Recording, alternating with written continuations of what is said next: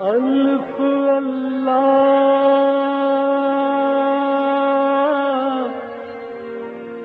چمبے دی بوٹی میرے من وچ مرشد لائی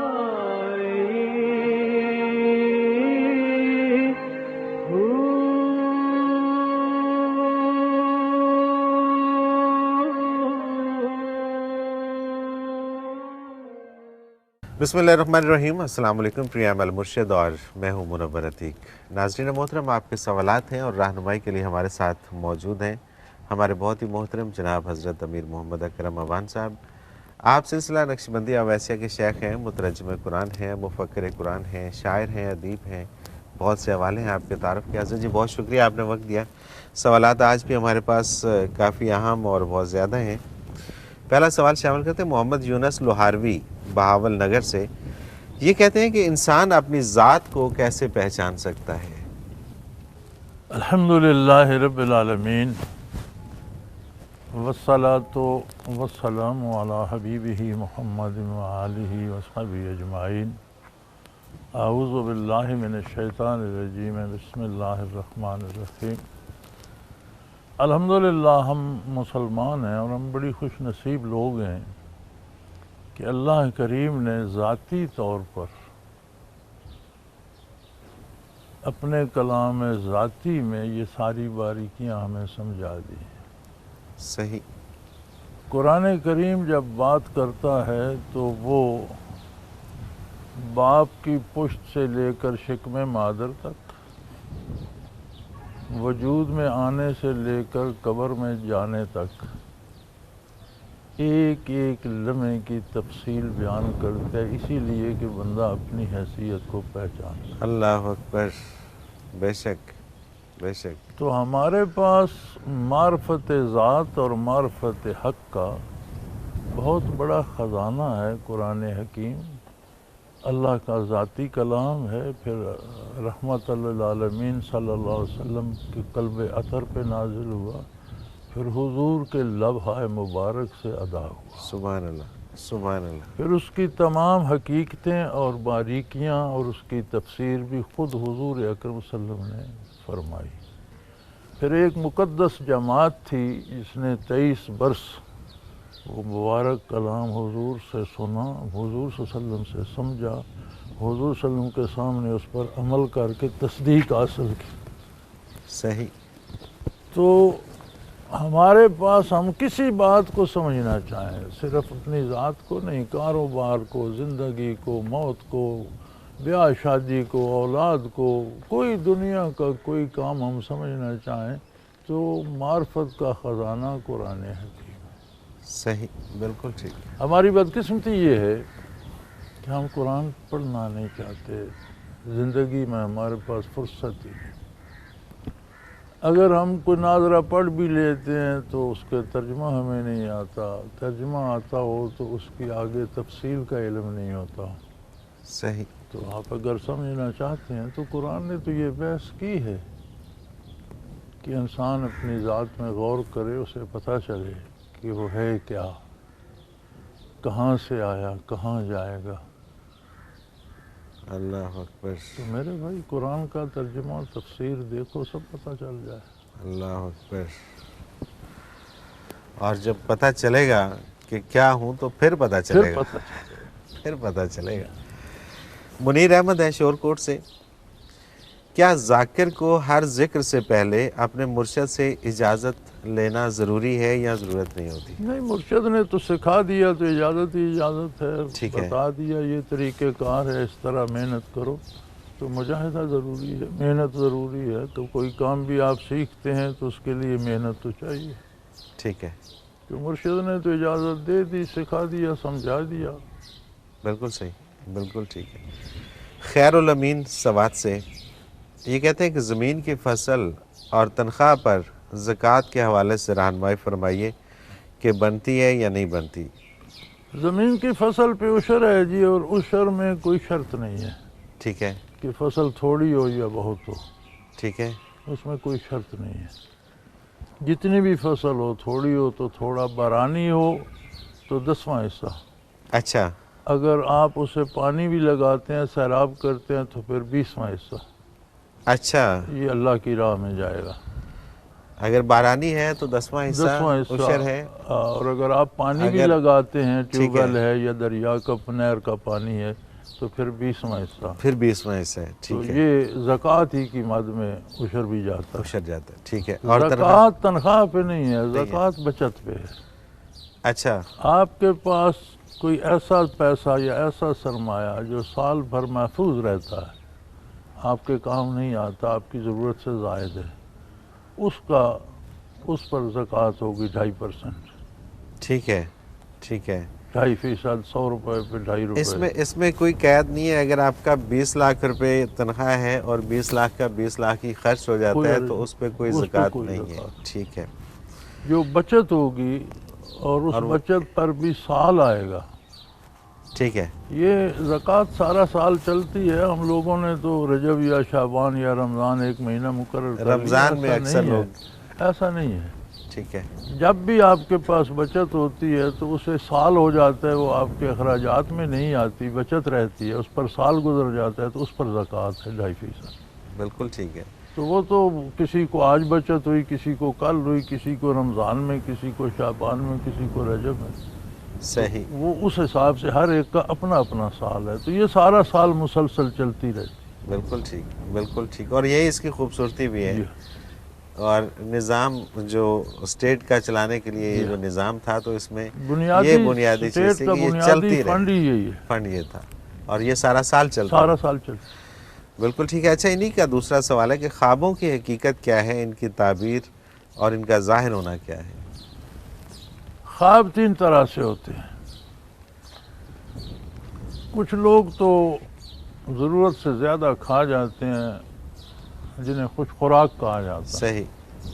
تو وہ معدے کی گیسز دماغ کو چڑھتی ہیں تو مختلف خیالات اور مختلف تصاویر وہ دماغ کو دکھاتی ہیں. صحیح. تو وہ تو نفس انسانی کی بات ہوتی ہے. ٹھیک ہے. کچھ اس طرح کے خواب کہ ہم سے کوئی غلطی ہوتی ہے، کوئی گناہ ہوتا ہے، جھوٹ بولتے ہیں، کوئی لقمہ حرام کھا جاتے ہیں، تو شیطان کو موقع مل جاتا ہے. وہ ایک ویکنس اس کے ہاتھ آ جاتی ہے، وہ عجیب و غریب طرح کی دکھا دیتا ہے. صحیح.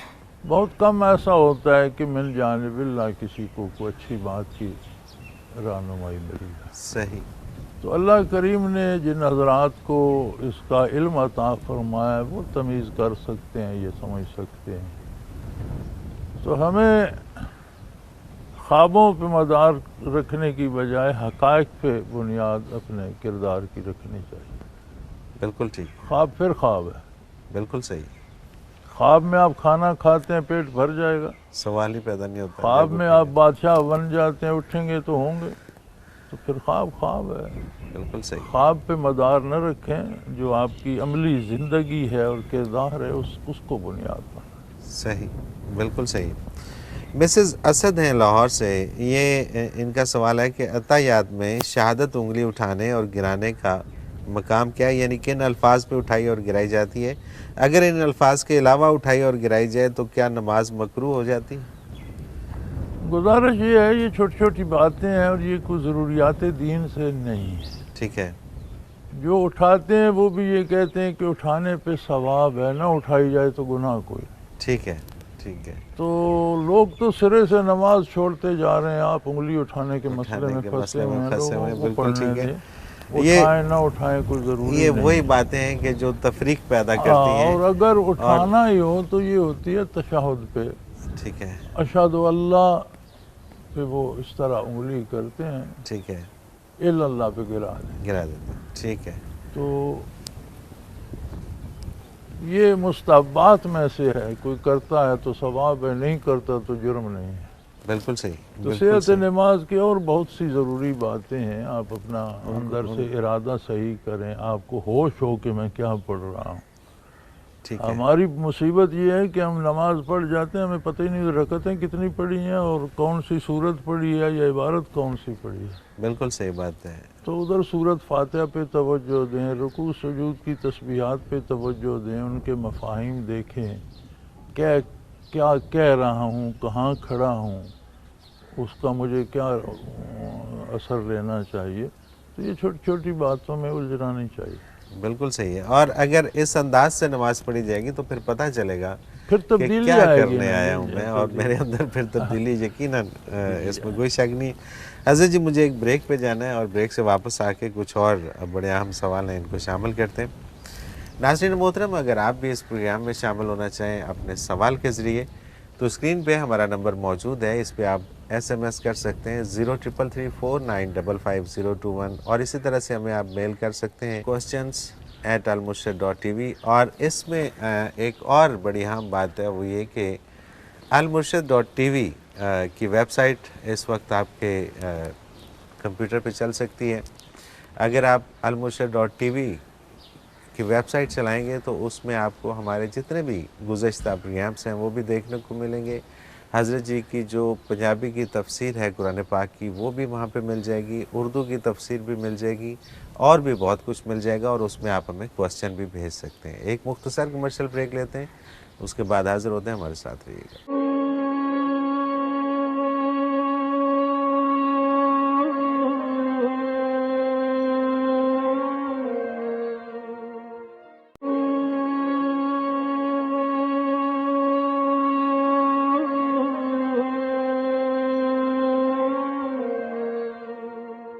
پروگرام میں ایک بار پھر خوش آمدید ناظرین محترم، آپ کے سوالات اور رہنمائی کے لیے ہمارے ساتھ موجود ہمارے بہت ہی محترم جناب حضرت امیر محمد اکرم موان صاحب۔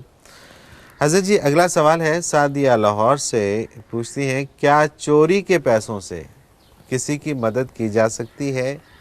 اور دوسرا سوال کہ کیا امداد کے پیسوں سے اگر کسی نے کسی کی مدد کی ہے اور وہ آگے اس امداد کی رقم میں سے کسی کی مدد کر کے ثواب لے سکتا ہے؟ گزارش یہ ہے جی بھی چور کو کیا ضرورت ہے کسی کو دینے کی؟ ٹھیک بات ہے، اور جو اگر خود اتنا جذبہ ہے تو چوری جو کیوں خود کرے؟ چوری کر کے لیتا ہے تو وہ تو دے گا تو نہیں، ٹھیک بات، یہ تو ایک آکورڈ سی بات ہے، وہ کیوں دے گا؟ دوسری بات یہ ہے کہ آپ کسی بھی طرح کسی کی مدد کرتے ہیں تو اچھی بات، ٹھیک ہے، چوری کی وہ الگ جرم ہے، آپ نے جو اچھائی کی وہ اچھائی ہے، صحیح، ممکن ہے وہ آپ کو آئندہ چوری سے روک دے۔ ٹھیک ہے، مدد کے لیے کسی نے رقم دی، اس سے آپ مدد کرتے ہیں تو یہ بھی ایثار ہے کہ اپنی ضرورتیں روک کر آپ مدد کرتے ہیں، تو اچھی بات ہے۔ اچھا، ٹھیک، بالکل صحیح، یعنی کہ اگر کسی نے امداد کی ہے کسی کی، اس میں سے اگر آپ کسی کی امداد ہاں کرتے ہیں تو تو یہ وہ بہت اچھی اپنی بات ہے، ضرورتیں روک کر دوسرے کو دیتا ہے تو اور دیتے اچھی ہیں بات تو ہے۔ بالکل صحیح بات ہے، بالکل امداد صحیح، کرنے میں یا کسی کی مدد کرنے میں یہ ضروری نہیں کہ آپ کروڑوں دیں۔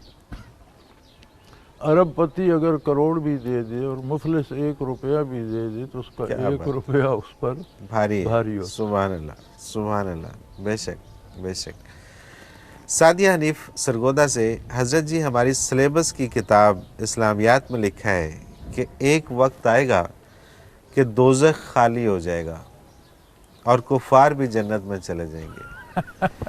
اس حوالے سے ایک یہ حدیث، کون سا دین ہے؟ یہ اس کی پھر تحقیق کرنا پڑے گی۔ وہ کہتی ہیں کہ اس حوالے سے ایک حدیث بھی بیان کی گئی ہے جس کا مفہوم ہے کہ میری رحمت سب پہ بھاری ہے، تو کیا یہ سچ ہے؟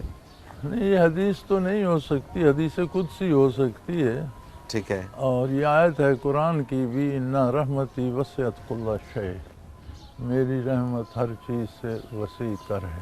ٹھیک ہے، لیکن رحمت کے حصول کے لیے بندے کو موقع دیا گیا، اسے سمجھانے کے لیے انبیاء مبعوث ہوئے، اس کے لیے آسمانی کتابیں اتاری گئیں۔ اگر ان سب کے باوجود اس نے رحمت لینے سے انکار کر دیا تو پھر آخرت میں اسے کون دے گا؟ بالکل ٹھیک ہے، بالکل یہ ٹھیک ہے، رحمت سے معرومی من جانب اللہ نہیں ہوتی۔ وَهَدَيْنَاهُ السَّبِيلَ إِمَّا شَاكِرًا وَإِمَّا كَفُورًا، بندے کے پاس اختیار یہی ہے کہ وہ کون سا راستہ چنتا ہے اپنے لیے، نیکی کا یا برائی کا۔ ٹھیک، بالکل ٹھیک، سیدھا راستہ چنتا ہے تو رحمت الہی اس کا ہاتھ تھام لیتی ہے، اس کی خطائیں معاف ہو کرتے ہیں، اللہ کریم اسے اور توفیق عمل دے۔ برائی کا راستہ چنتا ہے تو اللہ کی رحمت سے نکال دیا جاتا ہے، شیطان اس کا ہاتھ تھام لیتا ہے، اسے مزید برائی میں گھسیٹتا چلا جاتا ہے۔ صحیح۔ اب اپنی پسند سے جس نے کفر شرک اختیار کیا، اس میں قرآن کریم تو جگہ جگہ خلود بتاتا ہے۔ خلود کا مطلب ہے نہ ختم ہونے والا زمانہ، ہمیشہ ہمیشہ ہمیشہ۔ صحیح، بالکل صحیح، بالکل صحیح۔ قرآن کریم میں تو یہ بھی آتا ہے کہ لوگ جنت میں آپس میں گپ لگاتے ہوئے بات کریں گے، یار وہ ایک ہمارا پڑوسی ہوتا تھا اور اس کے ساتھ کچھ لوگ تھے تو وہ بڑا مذاق اڑاتے تھے، وہ کہاں گئے؟ تو من جانب اللہ پوچھا جائے گا تم انہیں دیکھنا چاہتے ہو تو دیکھو۔ تو اس طرح جھانک کے دیکھیں گے تو وہ دوزخ میں پھر رہے ہوں گے، تو انہیں کہیں گے بس یہی تھا تمہارا، تو ہمیں بھی تم گمراہ کرنے چلے تھے۔ اللہ، تو وہ دوزخی کہیں گے انفیدوا علینا من الماء، یار ہم پر 2 گھونٹ پانی پھینک دو جنت سے، ہم تو مر رہے ہیں یا جل رہے ہیں، کوئی کھانا کوئی پانی، تمہارے پاس بے شمار نعمتیں ہیں۔ تو وہ کہیں گے ان اللہ حرمہم علی الکافرین، اللہ نے کافروں پر یہ چیزیں منع کر دی ہیں، تمہارے حصے میں نہیں آ سکتی۔ اللہ اکبر۔ یعنی ایک گھونٹ پانی کا نہ مل سکے گا، جہاں کافر جنت میں چلا جائے گا، تو پھر کفر اسلام میں فرق کیا رہا؟ فرق کیا رہا؟ بالکل ٹھیک مومن بات نے ہے۔ بھی جنت میں جانا ہے، کافر نے بھی جانا ہے، تو پھر مومن بننے کی ضرورت کیا رہی؟ پھر تو جو جی جائے کرتا رہے۔ بالکل صحیح ہے۔ چلیں جی، میں اس کی جنہوں نے یہ سوال کیا ہے ان سے اس کی ڈیٹیل لے کے کہ کون سی سلیبس کی کتاب میں یہ لکھا ہوا ہے، اور اس کی پھر تحقیق کر کے پھر انشاءاللہ اگلے کسی پروگرام میں اس کو ڈسکس کریں گے۔ زیادتی ہے سلیبس میں، اس طرح کی خرافات آ رہی ہیں، کیونکہ یہ آج کل بغیر سوچے سمجھے بھی لکھا جا رہا ہے، اور نہیں سوچ سمجھ کے لکھا جا رہا ہے مسلمانوں کو گمراہ کرنے۔ صحیح صحیح، بالکل ٹھیک بات ہے۔ صحابہ کرام کے اذکار نکالے جا رہے ہیں اور یہودیوں عیسائیوں کے بنائے جا رہے ہیں۔ آپ کو پورے سلیبس میں کوئی مسلمان ہیرو نظر آتا ہے؟ اور کس خوبصورتی سے انہوں نے ان کو پیچھے کر کے اور صحابہ کرام تک کا تذکرہ کاٹ کر یہودی، نصرانی، عیسائی جو جو ڈاکو، چور اور اچکے تھے ان کو ہیرو بنا دیا۔ مغل حکمرانوں کو بر صغیر میں ڈاکو بنا دیا، اور جو راجپوت اور ڈاکو تھے انہیں ہیرو بنا دیا۔ بالکل صحیح، بالکل صحیح۔ یہ تو ہمارے سلیبس ہیں اس طرح کے۔ اللہ اکبر، بالکل صحیح۔ محمد شہزاد کا سوال شامل کرتے ہیں جی، انہوں نے جگہ کا نام نہیں لکھا۔ یہ کہتے ہیں کہ رموز دل کے صفحہ نمبر 37 پر لکھا ہے کہ حضور صلی اللہ علیہ وسلم کے پاس ذاتی علم ہے۔ اس کا کیا مطلب ہے؟ جبکہ ذاتی علم تو صرف اللہ تعالیٰ کے پاس ہے، باقی سب تو اسی نے علم عطا کیا ہے۔ یا پرنٹ کی غلطی ہوگی یا انہیں پڑھنے میں غلطی لگی ہو۔ ٹھیک ہے، ایسی کوئی بات نہیں۔ علم جو ہے وہ صفت ہے اللہ تعالیٰ کی، ٹھیک ہے، اور ذاتی علم صرف اس کا ہے۔ بالکل ٹھیک ہے۔ باقی کائنات میں جتنے علوم تقسیم ہوئے، سب سے زیادہ علوم عطا کیے گئے آقا نامدار صلی اللہ علیہ وسلم۔ بالکل ٹھیک۔ باقی اپنی اپنی حیثیت کے مطابق اللہ چیونٹی کو بھی علم عطا کر دیتے، وہ اپنی زندگی گزار لیتی ہے۔ صحیح۔ ایک مکھی مچھر کو بھی اپنی زندگی گزارنے کا علم ہے۔ انسان کو بھی اس نے علوم کے خزانے دیے ہیں، علوم ظاہری اس نے کافروں کو بھی دے دیے ہیں۔ بالکل صحیح۔ باطنی اور قلبی علوم اس نے ایمان والوں کو عطا فرمایا، سب اس کی عطا ہے۔ بالکل صحیح۔ تو انہیں کہیں سمجھنے میں غلطی لگی، یا انہیں سمجھنے میں غلطی لگی، یا کہیں پرنٹ کی کوئی غلطی ہو آ سکتی گئی ہے۔ ہوگی۔ بالکل ٹھیک ہے۔ کیونکہ ہمارے ہاں جو کاتب ہیں نا وہ لفظ پڑھتے نہیں۔ صحیح۔ کاتب دیکھتے ہیں کہ اس میں کتنے ٹنڈے، کتنی ہے، کتنی میم، کتنی اس طرح کے بنا کے نقطے لگا دیتے ہیں۔ انہیں نہیں پتہ ہوتا کہ کیا لفظ ہے یا کیا نہیں۔ عموماً ان پڑھ ہیں کاتب۔ صحیح بات ہے۔ اگر وہ کہتے ہیں نا جی، کاتب اگر پڑھ کے لکھے تو سب سے زیادہ پڑھا لکھا۔ حافظہ آمنہ لاہور سے یہ کہتی ہیں کہ شرعی اعتبار سے ایک لڑکی کو اس کے رشتے کے لیے کن حدود میں رہتے ہوئے لوگوں کو دیکھنے آنا چاہیے، کون آ سکتا ہے، اور کن چیزوں کو مد نظر رکھتے ہوئے رشتہ دیکھنے والوں کو گھر بلانا چاہیے؟ یہ فرائض بزرگوں کے اور والدین کے ہیں۔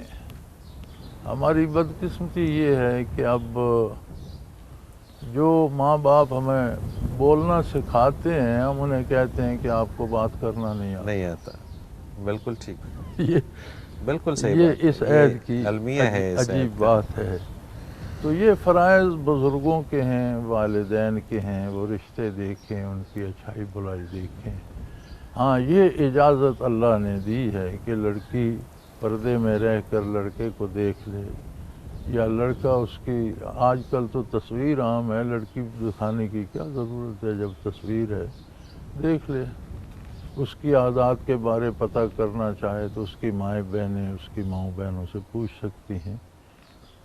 بالکل ٹھیک. تو حدود شرعی میں رہ کر یہ بزرگوں کے فرائض ہیں، انہیں کرنے دیجیے. جب اپنے آپ پہ معاملہ آتا ہے تو بات وہ نہیں بنتی. جنہوں نے زندگیاں گزاری ہیں بہرحال انہیں زندگی کا تجربہ ہوتا ہے. کوئی شک نہیں. اور والدین کبھی اولاد کا برا نہیں چاہتے. نہیں چاہتے.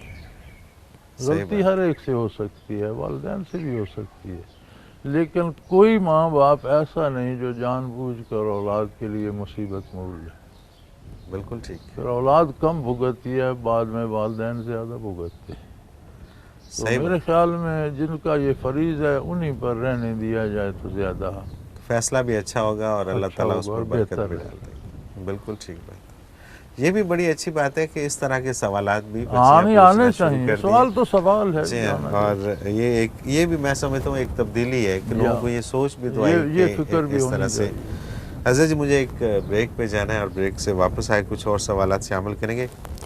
ناظرین محترم اگر آپ بھی اس پروگرام میں شامل ہونا چاہیں سوال کے ذریعے تو اسکرین پہ ہمارا نمبر موجود ہے، نوٹ فرما لیجئے 033349555021. اسی طرح سے ہمیں آپ میل کر سکتے ہیں، ای میل ایڈریس بھی اسکرین پہ موجود ہے questions@almurshid.tv. اور اسی طرح سے ہماری ویب سائٹ almurshid.tv، اس پہ بھی آپ جا کے تمام پچھلے پروگرامز دیکھ سکتے ہیں اور اس میں آپ کوسچن بھی ہمیں کر سکتے ہیں، تفصیل بھی دیکھ سکتے ہیں اور بہت کچھ اس میں دیکھ سکتے ہیں. ایک مختصر کمرشل بریک لیتے ہیں، اس کے بعد حاضر ہوتے ہیں. ہمارے ساتھ رہیے گا.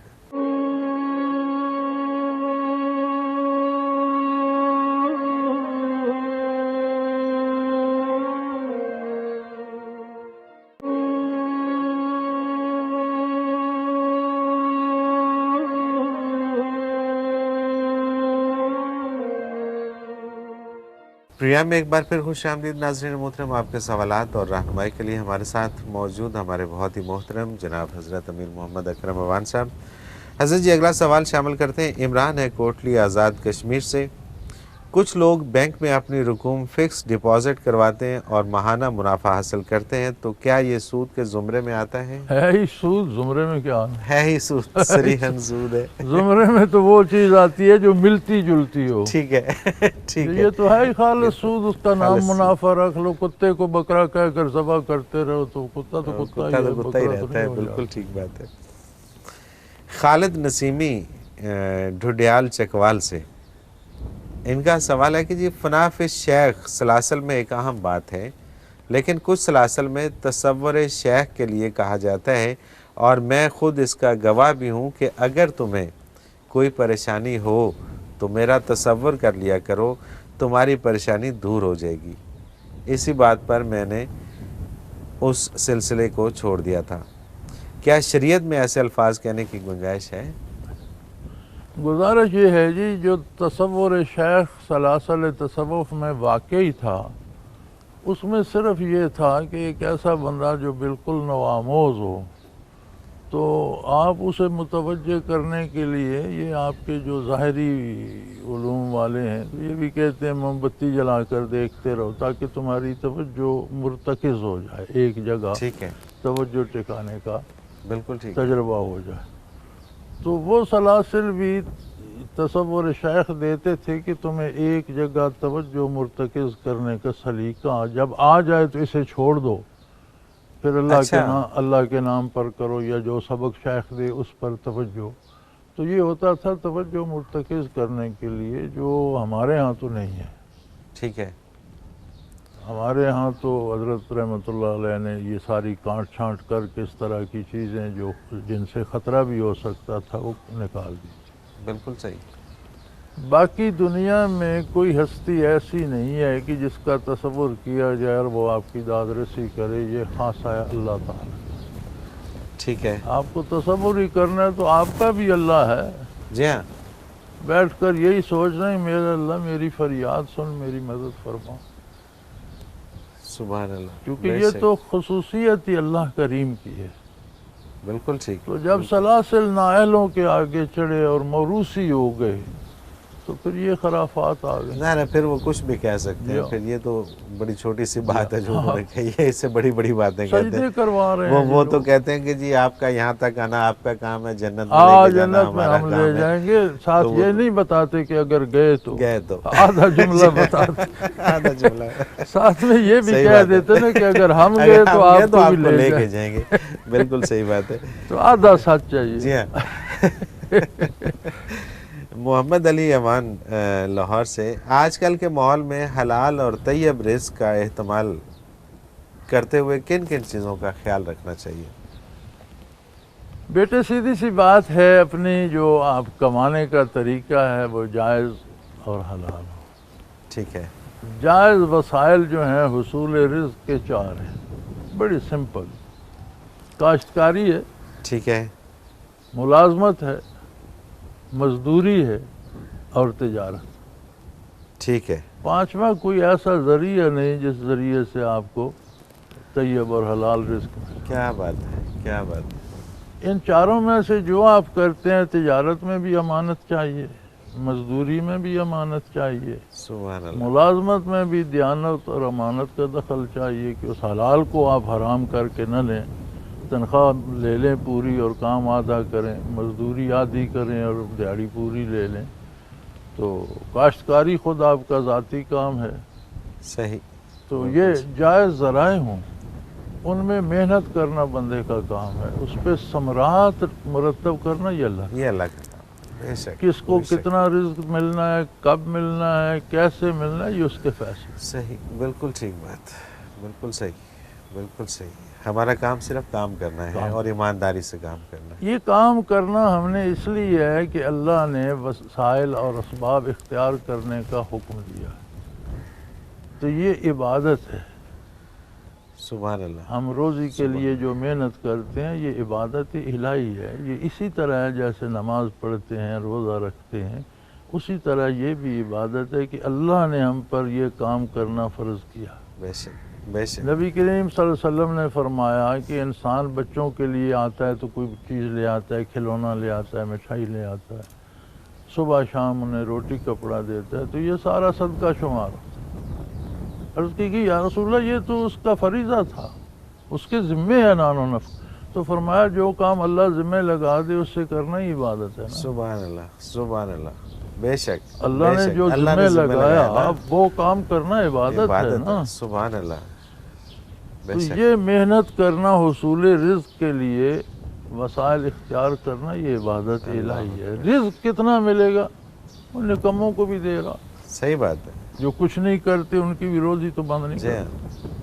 بالکل صحیح بات, بالکل ٹھیک بات. اگلا سوال حضرت شامل کرتے ہیں. یہ نام انہوں نے نہیں لکھا لیکن ان کا سوال ہے کہ رضاعت کیا ہے؟ اگر کوئی عورت ایک دفعہ کسی بچے کو شیر خارگی کی عمر میں فیڈ کروا دے صرف ایک دفعہ, تو وہ اس بچے کی رضائی ماں بن جاتی ہے اور اس کی اولاد اس بچے کے رضائی بھائی بہن بن جائیں گے, یا فیڈ کروانے کی کچھ مدت مقرر ہے؟ نہیں, مدت مقرر نہیں ہے.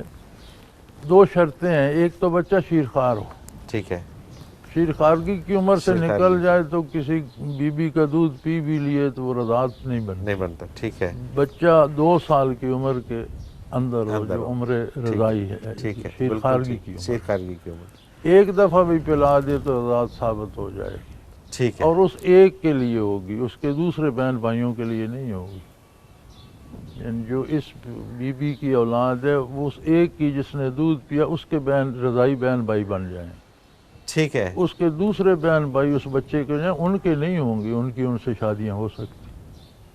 اچھا میں نہیں سمجھا, اور اس کو تھوڑا سا. ایک بچہ جو کسی ماں کا دوسری ماں کا دودھ پیتا ہے, ٹھیک ہے, اس ماں کی اولاد اس ایک بچے کی رضائی بہن بھائی بن، ٹھیک ہے، اب اس بچے کو جو دوسرے بہن بھائی ہیں ان کی نہیں، ان کی نہیں ہے، ٹھیک ہے ٹھیک ہے ٹھیک ہے ٹھیک ہے، مطلب یہ اس کے جو اور بہن بھائی ہیں ان کی اس شادیاں ماں ان بالکل بچوں ان کے سے ساتھ ہو سکتی سکتی، ہے، ٹھیک ہے ٹھیک ہے ٹھیک اس ایک کی رضائی ماں اور ایک کے رضائی بہن بھائی بن جائیں۔ بن جائیں گے، بالکل ٹھیک ہے، باقیوں کے نہیں ہیں، بالکل صحیح بالکل صحیح۔